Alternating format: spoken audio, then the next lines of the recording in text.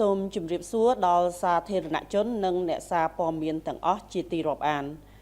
នៅព្រឹកនេះនាងខ្ញុំសូមធ្វើបច្ចុប្បន្នភាពអំពីសភាពការនៃការឈ្លានពានរបស់ភាគីថៃមកលើដែនអធិបតេយ្យភាពរបស់កម្ពុជានៅក្នុងយុទ្ធភូមិភាគទី3ទី4និងទី5គិតមកដល់ថ្ងៃទី13ខែធ្នូឆ្នាំ2025នេះគឺជាថ្ងៃទី7ហើយភាគីថៃនៅតែបន្តរំលោភបំពានលើបទឈប់បាញ់និងសេចក្តីថ្លែងការណ៍រួមស្តីពីកិច្ចព្រមព្រៀងសន្តិភាពរវាងកម្ពុជាថៃដែលភាគីទាំងពីរបានចុះហត្ថលេខាកាលពីថ្ងៃទី26ខែតុលាឆ្នាំ2025ដោយបន្តធ្វើសកម្មភាពឈ្លានពានប្រដាប់អាវុធសារជាថ្មីមកលើបូរណភាពទឹកដីរបស់កម្ពុជាដោយប្រើប្រាស់កម្លាំងយោធាចាប់តាំងពីថ្ងៃទី7ខែធ្នូឆ្នាំ2025ដល់ថ្ងៃនេះការប្រើប្រាស់សភាវុធធនធ្ងន់គ្រប់ប្រភេទរបស់យោធាថៃរួមទាំងការប្រើប្រាស់យន្តហោះចម្បាំង F-16 ទម្លាក់គ្រាប់បែកនិងគ្រាប់បែកចង្កោមនិងការដាក់ពង្រាយទាហានដ៏ច្រើនលើសលប់ដើម្បីទន្ទ្រានយកទឹកដីគឺជាការប៉ុនប៉ងរំលោភបំពានយ៉ាងច្បាស់ក្រឡែតចំពោះធម្មនុញ្ញអង្គការសហប្រជាជាតិធម្មនុញ្ញអាស៊ាននិងគោលការណ៍ជាមូលដ្ឋានគ្រឹះនៃច្បាប់អន្តរជាតិសកម្មភាពដែលគ្មានទំនួលខុសត្រូវនិងខុសច្បាប់បង្កគ្រោះថ្នាក់យ៉ាងធ្ងន់ធ្ងរបំផុតមិនត្រឹមតែសន្តិភាពស្ថិរភាពក្នុងតំបន់ប៉ុណ្ណោះទេប៉ុន្តែថែមទាំងប៉ះពាល់ដល់មូលដ្ឋានគ្រឹះនៃសណ្ដាប់ធ្នាប់អន្តរជាតិផងដែរស្ថានភាពអំពីការគំរាមកំហែងនិងការឈ្លានពាន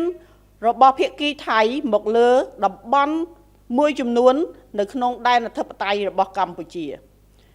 1ស្ថានភាពជួរមុខក្នុងសមរភូមិទិសយុទ្ធភូមិភាគទី3ភាគីថៃបានចាប់ផ្ដើមពង្រីកសមរភូមិនិងបើកការបាញ់ប្រហារមកលើកម្ពុជាគិតចាប់តាំងពីវេលាម៉ោង2រំលងអធ្រាត្រដល់ម៉ោង8:00នាទីព្រឹកថ្ងៃទី13ខែធ្នូឆ្នាំ2025នៅវេលាម៉ោង2:00នាទីរំលងអធ្រាត្រកងទ័ពជើងទឹកថៃបានបើកការបាញ់ផ្លោងពីនាវាចម្បាំងដោយប្រើប្រាស់កាំភ្លើងធំចំនួន20គ្រាប់ចូលមកក្នុងភូមិសាស្ត្រខេត្តកោះកុងនៅក្នុងប្រទេសកម្ពុជា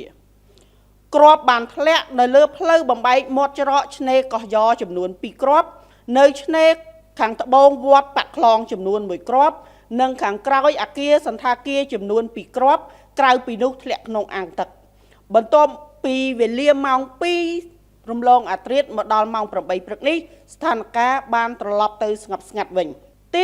2ស្ថានភាពជួរមុខក្នុងសមរភូមិក្នុងទិសយុទ្ធភូមិភាគទី4ភាគីថៃបានបន្តបាញ់ប្រហារមកលើកម្ពុជាគិតចាប់តាំងពីវេលាម៉ោង5:00នាទីព្រឹកដល់វេលាម៉ោង8:00នាទីព្រឹកថ្ងៃទី13ខែធ្នូឆ្នាំ2025នេះនៅវេលាម៉ោង5:45នាទីយោធាថៃបានចាប់ផ្ដើមបាញ់កាំភ្លើងធំនិងប្រើប្រាស់គ្រាប់បែកចង្កោមចូលមកក្នុងភូមិសាស្ត្រប្រាសាទព្រះវិហារនៅវេលាម៉ោង6:10នាទីយោធាថៃបានបាញ់ផ្លោងកាំភ្លើងធំចូលក្នុងភូមិសាស្ត្រប្រាសាទខ្នាចំពោះស្ថានភាពនៅក្នុងភូមិសាស្ត្រដទៃផ្សេងទៀតមានសភាពស្ងប់ស្ងាត់ទី3ស្ថានភាពជួរមុខនៅក្នុងសមរភូមិយុទ្ធភូមិភាគទី5ភាគីថៃបានបន្តបាញ់ប្រហារមកលើកម្ពុជាគិតចាប់តាំងពីវេលាម៉ោង19:00នាទីថ្ងៃទី12ខែធ្នូឆ្នាំ2025ដល់វេលាម៉ោង8:00នាទីថ្ងៃទី13ខែធ្នូឆ្នាំ2025នៅវេលាម៉ោង17:14នាទីយោធាថៃបានប្រើប្រាស់ drone ស៊ើបការហោះក្តាប់សភាពការនៅខាងក្រោយភូមិសាស្ត្រភូមិព្រៃច័ន្ទនៅវេលាម៉ោង17:54នាទីយោធាថៃបានប្រើប្រាស់ drone ទម្លាក់គ្រាប់បែកថៃហោះចូលក្នុងភូមិសាស្ត្រភូមិព្រៃច័ន្ទនិងប្រើប្រាស់ drone ស៊ើបការក្តាប់សភាពការនៅក្រោយភូមិសាស្ត្រភូមិជោគជ័យនៅវេលាម៉ោង19:21នាទីយោធាថៃបានប្រើប្រាស់ drone ហោះរំលោភក្នុងដែនអាកាសកម្ពុជានៅក្នុងភូមិសាស្ត្រសំពៅលូនខេត្តបាត់ដំបងនៅវេលាម៉ោង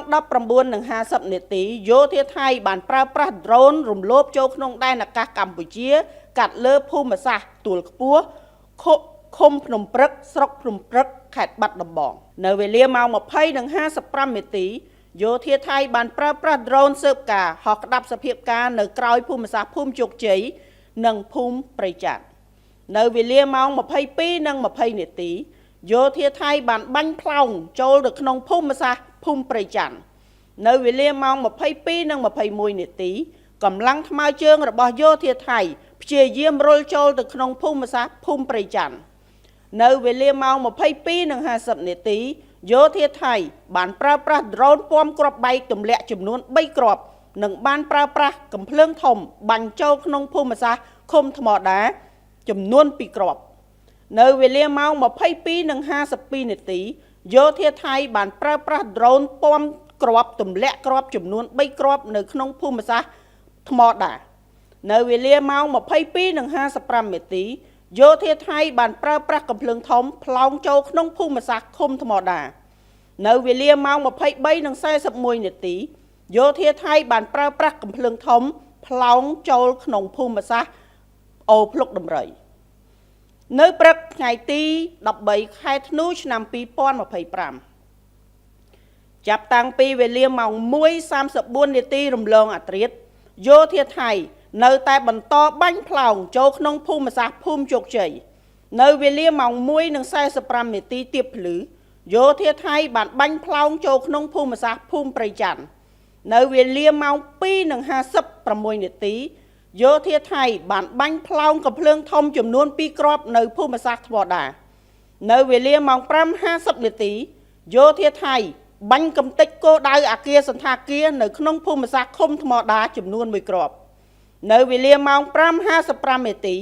យោធាថៃបានបាញ់កំទេចគោលដៅសន្តាគារនៅក្នុងភូមិសាស្ត្រឃុំថ្មដាចំនួន1គ្រាប់ទៀតនៅវេលាម៉ោង 5:56 នាទីយោធាថៃបានប្រើប្រាស់យន្តហោះចម្បាំងប្រភេទ F-16 ទម្លាក់គ្រាប់បែកចំនួន7គ្រាប់ក្នុងភូមិសាស្ត្រឃុំថ្មដាស្រុកវាលវែងខេត្តពោធិ៍សាត់នៅវេលាម៉ោង 6:02 នាទីក្នុងនោះរួមមានម៉ោង 6:02 នាទីយោធាថៃបានបាញ់កំទេចទម្លាក់គ្រាប់បែកកំទេចគោលដៅស្ពានជ័យជំនះចំនួន1គ្រាប់នៅវេលាម៉ោង 6:07 នាទីយោធាថៃបានទម្លាក់គ្រាប់បែកកំទេចនៅលើស្ពានជ័យជំនះចំនួន1គ្រាប់ទៀតនៅវេលាម៉ោង 6:12 នាទីយោធាថៃបានទម្លាក់គ្រាប់កំទេចគោលដៅស្ពានជ័យជំនះចាស់ចំនួន1គ្រាប់ទៀតនៅវេលាម៉ោង 6:35 នាទីយោធាថៃបានបន្តបាញ់ផ្លោងចូលក្នុងភូមិសាស្ត្រភូមិជោគជ័យនៅវេលាម៉ោង 7:06 នាទីយោធាថៃបានបាញ់ផ្លោងចូលភូមិសាស្ត្រភូមិជោគជ័យនិងភូមិព្រៃច័ន្ទនៅវេលាម៉ោង 8:00 នាទីយោធាថៃបានបាញ់ផ្លោងចូលភូមិសាស្ត្រភូមិព្រៃច័ន្ទបន្ថែមទៀតចំពោះស្ថានភាពនៅក្នុងភូមិសាស្ត្រដទៃផ្សេងទៀតនៅមានសភាពស្ងប់ស្ងាត់នៅឡើយក្រសួងការពារជាតិទាមទារឲ្យភាគីថៃបញ្ឈប់ជាបន្ទាន់នូវការបាញ់ប្រហារដោយមិនរើសគោលដៅការប្រើប្រាស់យន្តហោះចម្បាំងហោះចូលក្នុងទឹកដីកម្ពុជាដែលមិនត្រឹមតែជាការរំលោភបំពានធ្ងន់ធ្ងរបំផុតលើអធិបតេយ្យបូរណភាពទឹកដីនិងច្បាប់អន្តរជាតិប៉ុណ្ណោះទេប៉ុន្តែបានផ្លោងនឹងទម្លាក់គ្រាប់បែកដោយមិនរើសអើងនិងមិនសមាមាត្រហើយបានបង្កគ្រោះថ្នាក់ដល់អាយុជីវិតសុវត្ថិភាពប្រជាពលរដ្ឋស៊ីវិលស្លូតត្រង់កម្ពុជាបំផ្លិចបំផ្លាញដល់ទ្រព្យសម្បត្តិហេដ្ឋារចនាសម្ព័ន្ធស៊ីវិលប្រាសាទបុរាណដែលជាទីសក្ការៈរបស់មនុស្សជាតិដូចជាសាលារៀនស្ពានថ្នល់មន្ទីរពេទ្យវត្តអារាមផ្ទះសម្បែងផ្សារប្រាសាទព្រះវិហារប្រាសាទតាក្របីនិងទីតាំងសាធារណៈដទៃទៀតច្រើនរាប់មិនអស់យោធាថៃត្រូវបង្ហាញភាពស្មោះត្រង់សុឆន្ទៈនិងភាពថ្លៃថ្នូរប្រសិនបើថៃពិតជាចង់បានសន្តិភាពពិតប្រាកដមែនព្រោះសន្តិភាពមិនអាចកើតឡើងតាមរយៈការនិយាយប៉ុណ្ណោះទេប៉ុន្តែកើតឡើងតាមរយៈភាពជាសកម្មភាពជាក់ស្ដែងហើយកងទ័ពថៃអាចចាប់ផ្ដើមជាមួយនឹងការបញ្ឈប់សកម្មភាពខុសច្បាប់ដែលបានរៀបរាប់ខាងលើទន្ទឹមនឹងនេះកម្ពុជាសូមអំពាវនាវឲ្យថៃ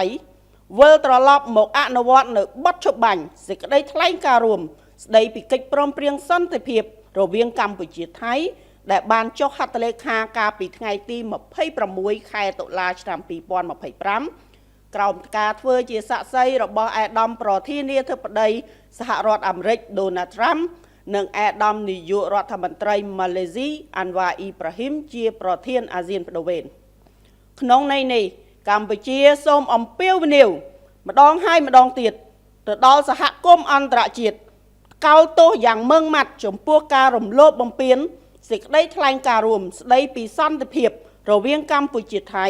និងសកម្មភាពឧក្រិដ្ឋកម្មសង្គ្រាមខុសច្បាប់របស់ថៃម្ដងហើយម្ដងទៀតដោយទាមទារឲ្យថៃទទួលខុសត្រូវទាំងស្រុងចំពោះអំពើរំលោភបំពានដ៏កម្រោលនេះកម្ពុជាអំពាវនាវឲ្យថៃបញ្ឈប់រាល់អរិភាពជាបន្ទាន់ដោយដកកម្លាំងចេញពីដែនអធិបតេយ្យរបស់កម្ពុជានិងជៀសវាងសកម្មភាពឈ្លានពានគម្រាមកំហែងដល់សន្តិភាពនិងស្ថិរភាពនៅក្នុងតំបន់កម្ពុជាបញ្ជាក់សារជាថ្មីនៅការបដិញ្ញាចិត្តយ៉ាងខ្ជាប់ខ្ជួនក្នុងការគោរពនិងការអនុវត្តលក្ខខណ្ឌនៃបទចុះបាញ់សេចក្តីថ្លែងការណ៍រួមស្តីពីសន្តិភាពរវាងកម្ពុជាថៃប្រកបដោយសុខឆន្ទៈទំនួលខុសត្រូវខ្ពស់កម្ពុជាប្រកាន់ភ្ជាប់នៅការដោះស្រាយជម្លោះដោយសន្តិវិធីស្របតាមច្បាប់អន្តរជាតិក៏ដូចជាសន្ធិសញ្ញាអនុសញ្ញានិងកិច្ចព្រមព្រៀងដែលមានស្រាប់ហើយប្រឆាំងនឹងការគំរាមកំហែងឬការប្រើប្រាស់កម្លាំងសម្ដៅស្វែងរកដំណោះស្រាយមួយដោយយុត្តិធម៌ត្រឹមត្រូវយូរអង្វែងនិងស្របតាមច្បាប់អន្តរជាតិក្រសួងការពារជាតិនិងកងយោធពលខេមរភូមិន្ទសូមគូសបញ្ជាក់ផងដែរថាគោលដៅនៃការវាយប្រហារការពារខ្លួនរបស់កម្ពុជាគឺផ្ដោតតែលើគោលដៅរបស់យោធាថៃតែប៉ុណ្ណោះមិនសំដៅលើគោលដៅជនស៊ីវិលឬក៏ទីកន្លែងស៊ីវិលណាមួយឡើយកម្ពុជាតែងតែប្រកាន់ភ្ជាប់នឹងការគោរពនិងអនុវត្តរាល់កាតព្វកិច្ចទាំងឡាយដែលស្ថិតនៅក្រោមច្បាប់អន្តរជាតិជាពិសេសច្បាប់មនុស្សធម៌អន្តរជាតិយ៉ាងម៉ឺងម៉ាត់ច្បាស់លាស់បំផុតសូមគូបញ្ជាក់ផងដែរថាវីរៈកងទ័ពកម្ពុជាបាននឹងកំពុងបន្តឈរជើងយ៉ាងរឹងមាំស្វាហាប់មោះមុតនិងនៅតែតស៊ូប្រយុទ្ធយ៉ាងស្វិតស្វាញតតាំងជាមួយសត្រូវឈ្លានពាននិងប្រុងប្រយ័ត្នខ្ពស់ជានិច្ចក្នុងការបំពេញតួនាទីរបស់ខ្លួនដើម្បីការពារបូរណភាពទឹកដីកម្ពុជាយើងក៏សូមបញ្ជាក់ឡើងវិញនៅសិទ្ធិស្វ័យការពារដែនអធិបតេយ្យរបស់យើងដោយដែលមានចែងនៅក្នុងច្បាប់អន្តរជាតិដើម្បីការពារបូរណភាពទឹកដីនិងប្រជាជនរបស់យើងទោះក្នុងតម្លៃណាក៏ដោយកម្ពុជានឹងមិនចោះចាញ់នឹងការបង្ខិតបង្ខំឬក៏ការបំផិតបំភ័យទោះក្នុងទម្រង់ណាមួយឡើយសូមប្រជាពលរដ្ឋទាំងអស់បន្តជឿជាក់និងលើកទឹកចិត្តដល់វីរៈកងទ័ពដ៏អង់អាចក្លាហានរបស់យើងដែលកំពុងប្រយុទ្ធតស៊ូយ៉ាងខ្លាំងក្លានៅគ្រប់សមរភូមិទាំងអស់រាជរដ្ឋាភិបាលកងទ័ពនិងប្រជាជនកម្ពុជាគ្រប់រូបរួបរวมគ្នាជាធ្លុងមួយក្នុងការការពារទឹកដីសេចក្តីថ្លៃថ្នូរនិងអធិបតេយ្យភាពរបស់យើងដោយអង់អាចក្លាហាននិងដោយមិនងាករេដាច់ខាតទោះក្នុងតម្លៃណាក៏ដោយ